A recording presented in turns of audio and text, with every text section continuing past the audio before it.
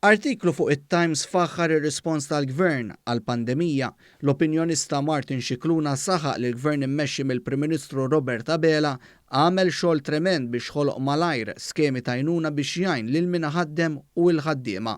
Scicluna fakkar li llum qed naħsdu l-investiment qawwi li sar mill-Gvern fil-qasam tas-saħħa. Spjega kif Malta, gvern kompetenti mmexxi minn Prim Ministru u Deputat Prim Ministru li jgawdu livelli bla preċedent ta' fiduċja msaħħa minn servizz mediku eċċellenti ta' saħħa pubblika, daħħal miżuri gradwali biex tiġi kontrollata l-imxija tal-Coronavirus f'pajjiżna. Intant l-editorjal tal-Independent innota tfixkil tal-Oppożizzjoni fi żmien li pajjiżna jeħtieġ iżjed forzi moqudin flimkien biex nelbu il-pandemija. Jekk tagħżel ma tgħinx almenu m'għandix toħloq ostakli bla bżonn, saħaq il-ġurnal The Malta Independent.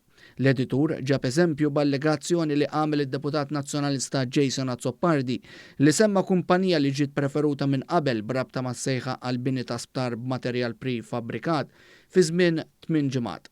Għal din l-allegazzjoni l-Gvern ordna investigazzjoni u wara ġimgħa sar magħruf li l-kumpanija msemmija minn Jason Azzopardi lanqas biss kienet interessata u lanqas tefet proposta l-kuntratt tal-bini ta' dan l-isptar. Il-kol nafu li kull ġurnata hija importanti fil-ġlieda kontra l-pandemija u din il-ġimgħa li ntilfet tista' tiswina. Saħaq il-ġurnal li spjega li dan mhux il-mod kif il-Partit Nazzjonalista jipprova ma jkunx partiġjan f'materja ta' interess nazzjonali.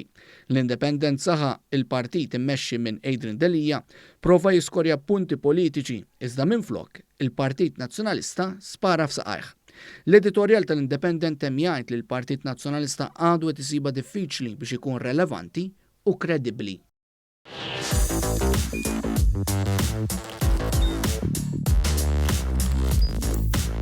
Idħol fuq one.com.mt u hemmhekk tista' tara l-programmi kollha li jxandru fuq One permezz ta' One Play.